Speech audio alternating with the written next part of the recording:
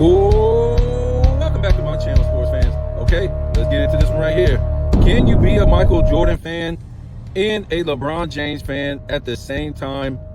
I've been hearing a lot of people say this. I think I seen it from Sports and Fitness Rants first. So I didn't really want to do the video. And then I seen that everybody else was doing the video. And I was like, okay, let me do the video. I didn't know it was like that big of a thing. But I guess somewhere on social media, one of LeBron James apologists said you can be both. So let me say this. Let me say this right here. I think LeBron James fans can be both fans of Michael Jordan and LeBron James.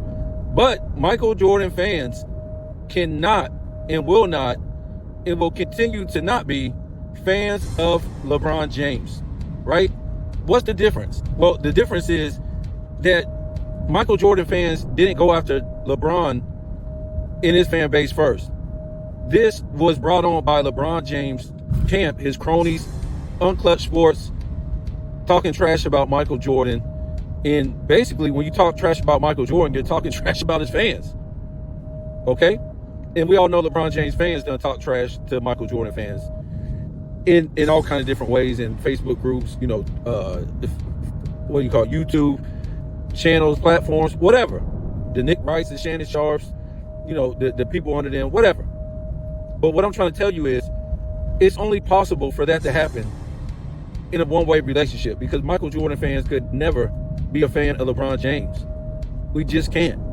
And I'm gonna clarify that in a minute. But for the LeBron fans, of course, they can be fans of Michael Jordan, and most of them are. Most of them are. As much as they hate, they're still Michael Jordan fans. We all know this. They wear Michael Jordan shoes. A lot of them talk ish about if Michael Jordan ain't the GOAT, then the NBA don't exist today. If Michael Jordan didn't take it to where it needed, and that's the thing is, that was LeBron James' GOAT. Remember, that was LeBron James' idol. That's what he said growing up. And he done said it many a times. When he first came into the league, all the way until he was in the 210s, the early 210s, the late 210s, at different times. We got him on video footage, having interviews and saying Jordan was his some gay stuff, some shining. What did he say? It was like his. I will forget. What was that clip? Maybe some angel sent to him. It was just crazy what LeBron James said about Michael Jordan. And, he done said it in different interviews. He said something, I think David Letterman, he had an interview where he said something about his GOAT was Michael Jordan, how he admired Michael Jordan. Then I think on the Oprah Winfrey show, he basically did the same thing. So once LeBron James could, because he wanted to reach the Michael Jordan status. And there's nothing wrong with that. A lot of guys wanted to. Michael Jordan wanted to reach the Iceman status and the Dr. J status and stuff like this. These guys, want to be like each other. You know what I'm saying? Kareem, I think his idol was Wilt Chamberlain. So there's nothing wrong with having an idol and stuff like that. The problem with LeBron James, he never even reached that status of Michael Jordan as far as competitiveness, winning, all-around game, and things like that. So I don't know, man. He just couldn't take the L and be like, no, I didn't make it in the top 5. He did it the wrong way, man. Not only with the super teams, because we talked about this the other day. Okay, you built your super teams. If they claim that everybody else had these super teams, this team, that team, this team, that team, fine. If that's what you're going with. But if you're going to do it, you got to come out on top, man. You got to come out on top. If you say Magic had a super team, Bird had a super team, and, all these other things, you got to come out on top, man. This guy didn't even break even. He didn't break even. That's how bad it was. So, LeBron James basically failed. So now his only option after he failed, and he knew he was going to fail. I mean, before he failed, he built Clutch Sports to start paying off the media. Right? So he already knew, just in case he failed, he would still had the media able to make him money. Because the fact is, they should have lit a fire under his butt a long time ago. And I'm really starting to think that Skip was in on it early on. It's hard to tell. It's just crazy how you have other guys that would take money and be talking on behalf of LeBron James, but Skip, he's not getting no money from nobody. So why wouldn't he snitch? Why would he snitch when okay, let's just say when him and Stephen A. Smith broke up, because Stephen A. Smith was getting money from Clutch, and he continues, right? Just like, he gets money from Kevin Durant. He's promoting Kevin Durant. He should be a #1 option wherever he goes still. What dumb fool would say something like that? Unless you were getting money. Or unless he's trying to sell the NBA. Right? Because they also have to sell the NBA. So wherever he goes, his contract has to be justified that he's making this kind of money. Or he can make this kind of money in the future by saying he's still a #1 when clearly he's not a #1. I don't think he ever been a #1. They just want him to make #1 money. Right? Because this doesn't just benefit Kevin Durant, it benefits the NBA. They have to have a reason to give these guys, outrageous money for a league that nobody's watching like that. Which, again, I don't think they make this kind of money. I think they just say this today so they can keep these teams at a certain value, so they can charge the fan base all this money for something that these guys ain't making. Anyways, that's a whole different story. So the LeBron James fans are basically, we done talked about this before, they're just antagonizers. That's all they are. Antagonizers. And you learn that once you start getting in these debates. And I used to get into the debate groups and these Facebook groups and stuff like this. And I'm not gonna lie, a lot of these people are just people who aren't even from the United States. They're just, seriously, they don't really know the history in this country. They don't know the history of basketball or nothing like this, or NBA basketball. They're just LeBron James fans. That's what's been sold to them. That's the latest and the so-called greatest in this era, in their last 10, 15 years of existence, right? So you're gonna go at it with people who don't even know what the hell they're talking about. They're like living in a third world country in a hut. And I don't mean to offend nobody, but it's the truth. If you look at what's going on, I'm not trying to say that I could be living there.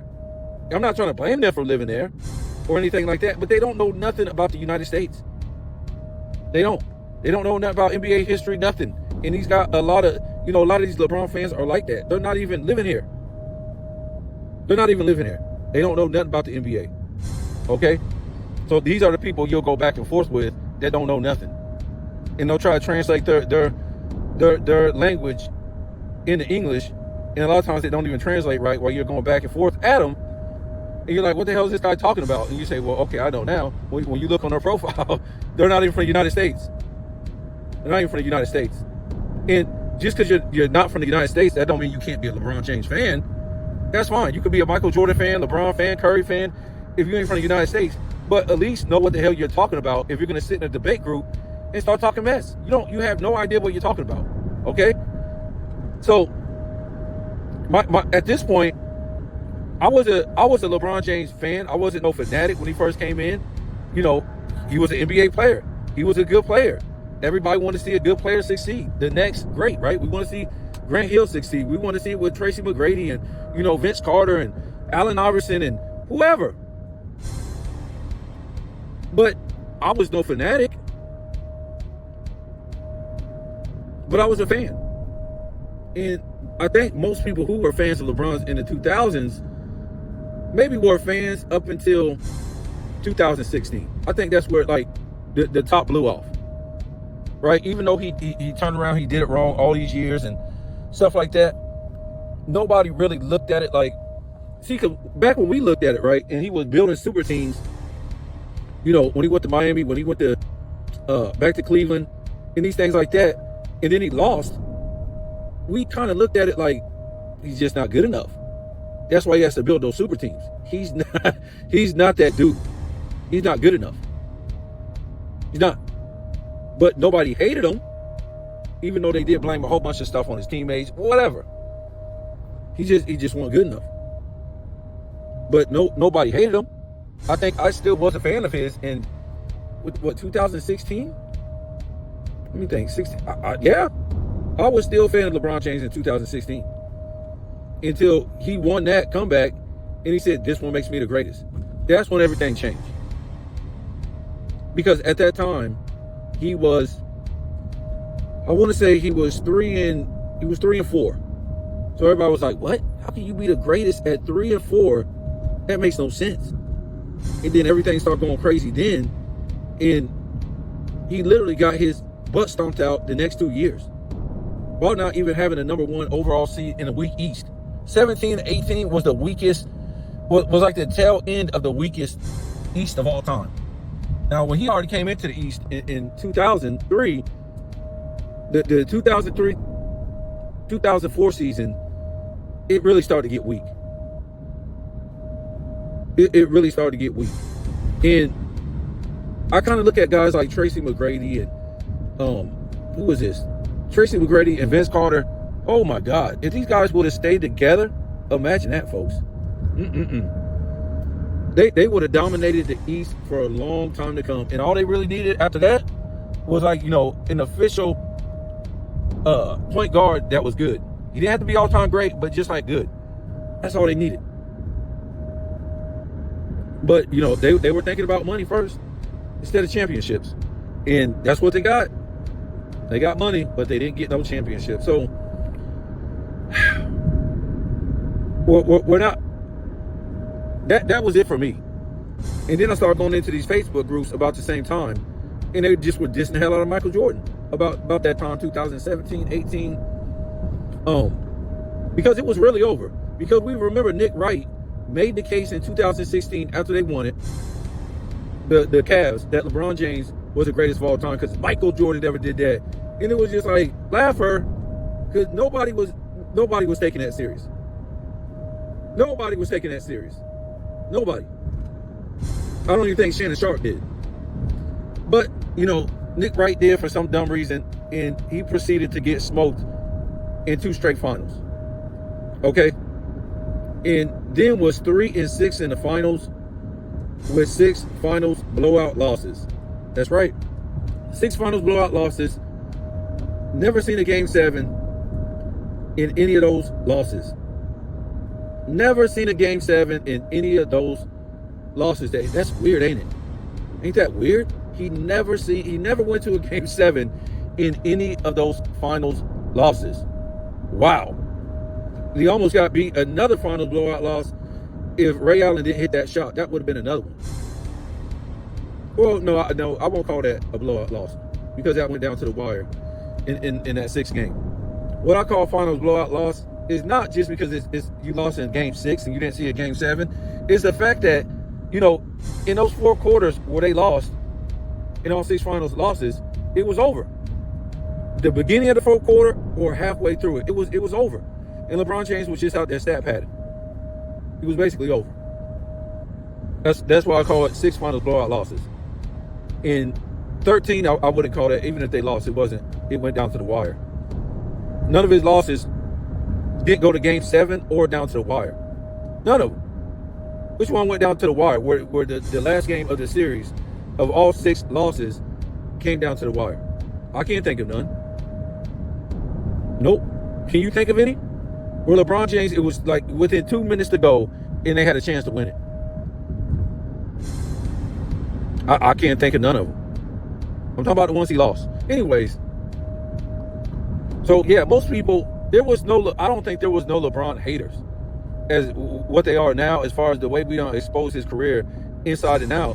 I don't think there was none before 2015. And, you know, it just caught fire after 2018. Everything started getting like real weird. You know, Nick Wright started saying dumb stuff, unathletic white guys in Jordan's era. Then he started coming out with expansion. Then it was just like one thing after another. And Shannon Sharp started saying stupid stuff too, right? Because LeBron James already had acquired his 6th loss, and he was 3-4 or 3-6 in the finals. And now they're trying to find out where he's going to run to now. And they already know he's nowhere near Michael Jordan. And so they start coming up with all these meaningless stats that don't mean nothing. And look what he did. He averaged a triple-double in the finals. Just all this crazy stuff. And they were screwed. And then the bubble comes. And then they start getting bubblicious. And it's never stopped ever since he won that bubble. It's like the guy's 4-6, man. So there was a time that, say like 2015, that we could be, you know, Michael Jordan fans could be LeBron fans. Because we could just rank him respectfully where he's supposed to be. And where he's supposed to be is it wasn't too. It was like, maybe he's in the top 10 or something like that. And then, after 2018, he should have retired.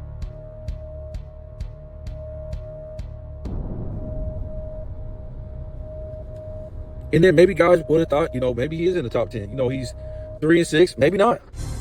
But now, many people keeping this guy in the top 15, the top 25, and it just gets worse once you dig into his career, and his career goes on and on and on. And the longer his career goes on and on and on, you find out that it's really not about him thinking he's a GOAT. His apologists, the media, Unclutch Sports, it's not about him being a GOAT or them thinking he's the GOAT. It's about basically antagonizing Michael Jordan fans, right? So they can get a reaction, so they can make money on their behalf. That's it. That's all it is. They don't believe he's the GOAT. LeBron James don't believe he's the GOAT. He's just doing this to make money. FYF, I don't even believe LeBron James is close to being the GOAT, but he sees where the money is. Gilbert Arenas, he sees where the money is. The money is acting crazy, saying a whole bunch of stupid stuff, antagonizing, Michael Jordan fans and things like this. It's where the money is. So, like I said, now it's too late. It's too late now. It's over. It'll never be. Because LeBron James, he done screwed his image. He done screwed his credibility. He done screwed everything. He done screwed the 2020s for these guys. So for a Michael Jordan fan, it'd never be a fan of LeBron James. It ain't really got nothing to do with their game and their personality to me, because a lot of guys don't have the same personality or the same game. It's the fact that LeBron James basically ruined it for Michael Jordan fans to be fans of him. Because he has control over the media and what's said about him. So everything said about him, or everything said, about Michael Jordan or past players who are all-time greats, and them dogging them out and talking bad about him, LeBron James he's responsible for that. He pays these people on Clutch Sports. So it's on him, man. You don't care. This guy could care less about the future of the NBA. Nothing. Because if he did, he would have came out a long time ago and be like, look, man, this ain't how it should be. We should be playing this style. The fact is, the three-point style don't even fit him. As far as his game, you can say yes and you can say no. The three-point shooting is not his game. But it gives him a chance to barrel down the lane with no resistance, because you got four guys sitting at the three-point line. Or the NBA has told players at times, don't cover LeBron James. Let him shoot that three.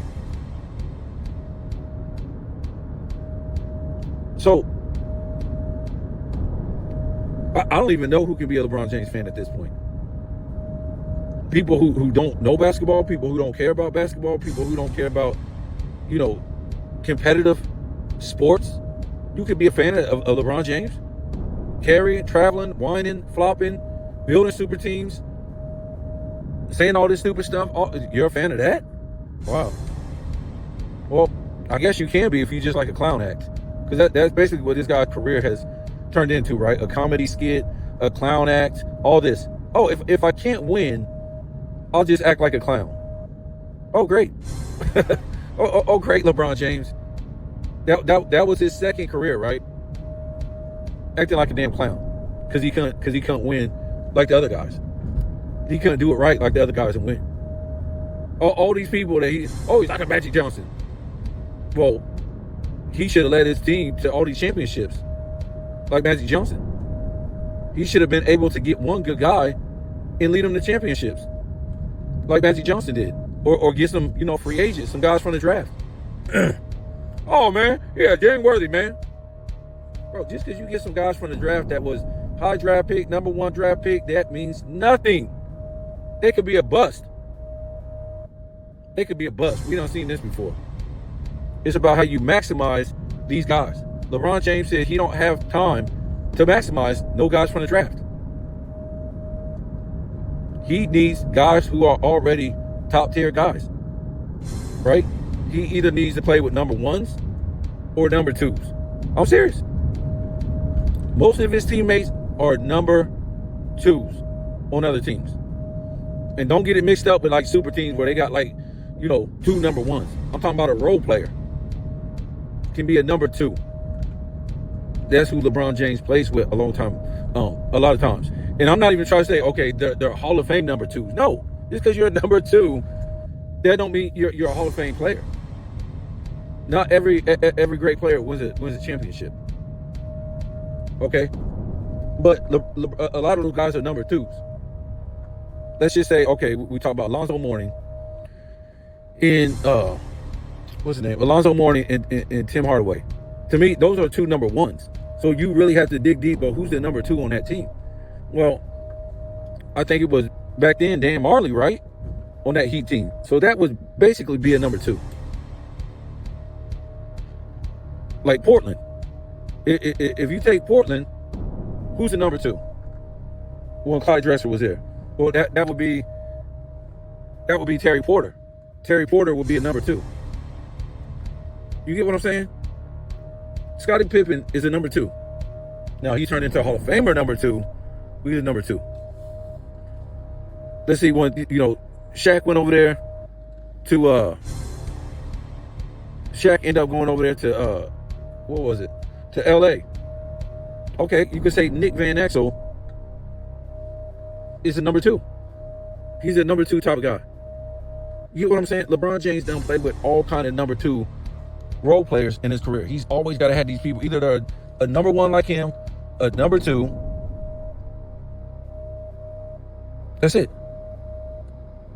And what I'm saying like his, basically, if you look at just about the whole start damn lineup, a lot of his guys, either you think, okay, that's the third best person on the team, that's the fourth, that's the fifth, that's the sixth, that's the seventh, that's the eighth. No, even past two, all those guys are number twos on another team. They're not superstars, they're not stars, they're not Hall of Fame number twos, but they're number twos. Get what I'm saying? LeBron James can't play with guys who are, like it's supposed to be. This guy, if you look at the Bulls in the first three-peat, Michael Jordan 1, Scottie Pippen number 2, Horace Grant number 3, and then I guess you would say, Bill Cartwright number 4, and maybe John Paxson number 5.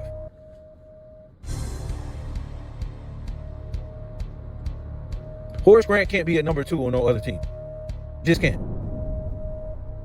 John Paxson can't be a number 2 on another team.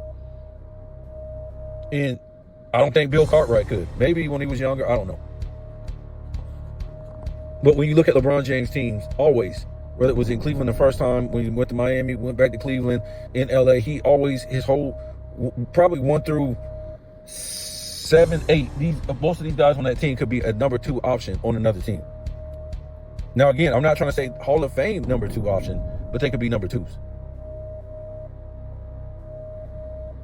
You think Dennis Rodman could be a number 2 option? Nope. What about Kerr? Nope. What about Scott Williams? Nope. You can go down the line with LeBron, what LeBron played with. Antoine Jamison could be a number 2. Who else we want to say? Booby Gibson could be a number 2. I forget this other guy's name that made the All-Star team in 2009 for the Cavs. He could be a number 2. Hell, at times, Delonte West could be a number 2 on other teams back then, especially in that weak-ass East. Boozer, he could be a number 2. El Gaskins could be a number 2. El Gaskins was a number 1 on that team before LeBron James came for a hot minute. And you can just keep going down the line, man. There's all kind of guys on his team that could be number 2 options for other teams.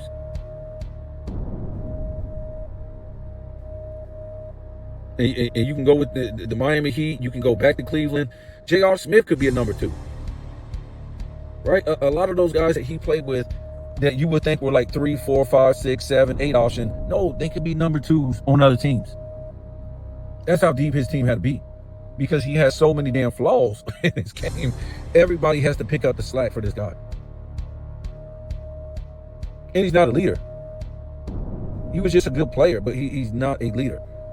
It's just, you play in my system, and then when they stop me from barreling to the basket, you got to be there to knock down these shots. That's it. And then when you're not knocking down the shots, it's your fault. So, yeah, he lost a lot of fans. That's the crazy part about it. There's a lot of fans that, were Michael Jordan fans or Larry Bird fans or, Kobe Bryant fans and, whatever fans, Wilt Chamberlain fans, Bill Russell fans that like LeBron James. But after 2016, that it was over then. It was over. When that one right there made him the greatest, it was over. Because people were like still waiting to gauge his career to see, well, okay, he won this one. In 2016, we're going to gauge the rest of his career to see where he's going to go. Because at that time, he was 3-4. Who knows? He was still young. I think he was, had to be about 33, right? Let me see. 34, 33. I think he was around 32, if I'm not mistaken. So he still had a long way to go in his career and getting back to the NBA Finals. And hell, he could have just not even showed up to the finals. If he knew, he already knew the Golden State was going to be there because they went and got Kevin Durant. So I don't know why he even showed up there. That doesn't make any sense. Did he think he was going to win? Well, why did he even show up there? And then why did he show up again without Kyrie after they got dusted 4-1? And he sat around did nothing in 2017. Why did he show up in 2018? That makes no sense. Is that the year he put up a triple-double in 18? I don't know. Weird, man. I have no idea why he showed up in 2018.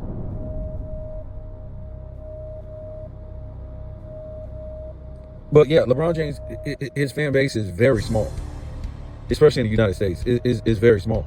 That's why the NBA is like it is, because their main attraction, their main attraction loser, Americans don't walk away from that.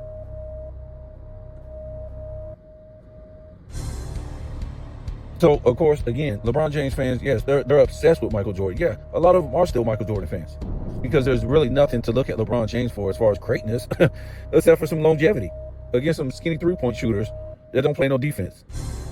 And he don't wreck this era. This is the real official AAU era right here, the 2020s in the NBA. Now he act like he's part of this. No, dude, you was a part of the 210s where you got your ass whooped up and down the court. And that's it. It didn't work. It didn't work. Some guys got lucky. Some guys got the win before they prime and, into their prime, whatever. And then some guys, they didn't get the win until their prime. And some guys did get a chance to win because they played certain teams. But they didn't get to cheat like that. And LeBron James cheated.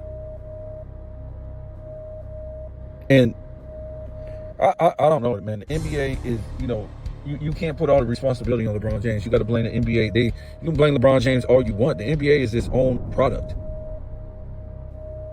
The NBA is its own company. The NBA is responsible for itself and the type of image they want to have. And they want to put out there. And this is the image that they've been putting out there for a long time, fueled by LeBron James. And this Rainbow Commissioner, I don't even know what he is, man. Is he a basketball fan? Is he an NBA fan? What is he? Did LeBron James put him in place?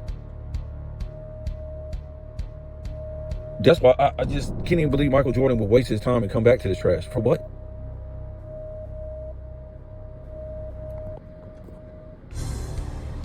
And, now, something popped up on my screen. It says something about, my thread. Dreamers Pro. I guess he's covering something that LeBron said that Michael Jordan, what did he say? I didn't watch the video. Oh, Michael Jordan ring culture is weird. Something like that. Michael Jordan fans or something like that. The ring culture is weird of Michael Jordan or his fans or something like that. Like what? Ring culture? We might have to do a video on that because I already know everybody's going to do it. We done heard this before. We heard this. And I told you guys, they are literally repeating everything that they said. The LeBron James camp, whether it's on his Mind of Money podcast or just his camp period. We've already heard this. He was saying stuff with JJ Redick. Now he's saying the same thing with Steve Nash. They done ran out of stuff. Ain't that weird? They done ran out of stuff.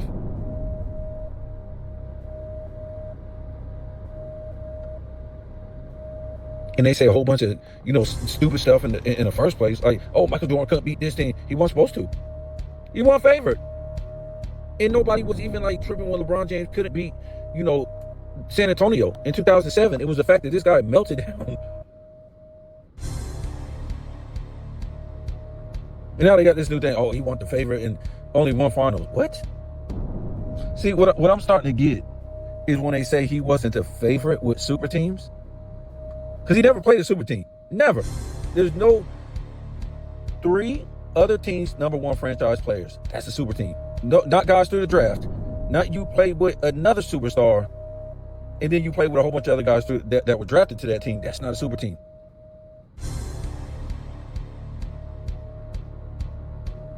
A super team is when guys come together and are all #1 franchise players of another team. Not even Golden State was a super team. Only 2 of those guys were other teams' #1 franchise players. Like when we talk about Kevin Garnett, Paul Pierce, and Ray Allen. Guys who were able to lead their teams and were #1 franchise players. When we talk about, the Elijah One, the Clyde Drexler, and the Charles Barkley. Boom. When we talk about Shaq and, Alonzo Mourning and Gary Payton and, who is this? Dwayne Wade. These are super teams. Other teams' #1 franchise players. They're trying to change what constitutes a super team. Just because some guys who came from the draft end up making the Hall of Fame. It don't work like that. So LeBron James has never played a super team. It's all a lie. Everybody has played his super teams. That's why I said in the decision, this gives me my best, I don't know if he said opportunity or chance, whatever. It gives my best chance to win moving forward. That's what he said. He's telling you right there he can't win the right way or without a super team. Can't do it.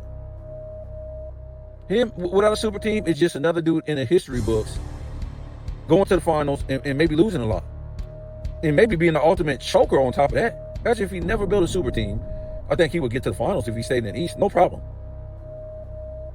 Like he should have went 2009, 2010. The problem was he was either going to show up and lose or just show up, lose, and choke and melt down. And that would have been his story. A great regular season player, but on the big stage, no. That's what what's his name? Skip said that 2010 after he lost that Boston series. He said he was the greatest player he ever seen in a regular season, which is just bullshit. But he's a regular season dynamo. He's made for the regular season. He's always on Sports Center. He's always #1. But in the playoffs, he basically said he was a choke artist. That was in 2010 after he lost to Boston. Oh, he said he's the most overrated, overhyped player he's ever seen. That's what he said, superstar that he's ever seen in his time in the business. In the playoffs, as a playoff performer. That's what he said on the big stage. So that's what I'm talking about. That would be his that would be his career right there in cement right there. That's the only thing he would have.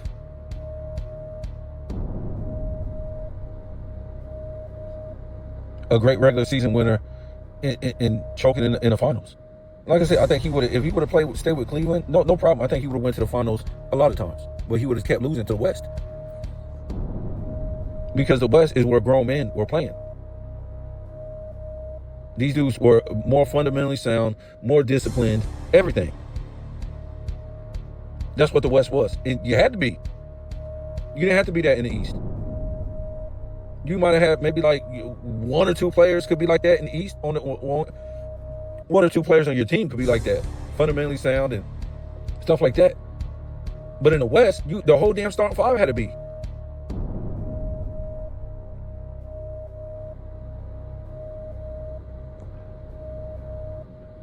So it would be nice to see if this guy just retires before the season starts, because it is sad to see him just like destroy the 20. We're gonna be, when the year ends next year, we're gonna be in 2026, and he basically destroyed the 2020s. So you want to destroy all of the 2020s before you retire.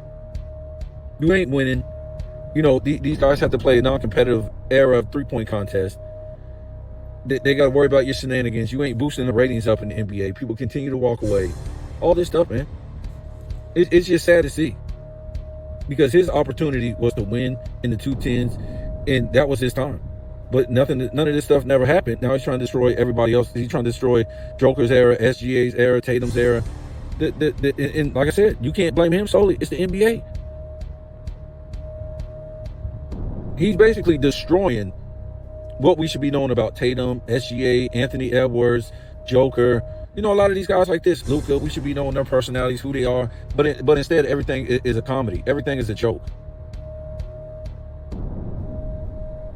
And whatever. I mean, all these dudes in the NBA, they're grown men. They should speak up. Giannis, we don't want this guy. This guy should retire. Yeah, there's nothing left for this guy to be in the league for. Nothing. Because they should be getting all the attention. This is their prime. You gonna let this dude take your prime? I don't get it, man. You guys tell me what you think.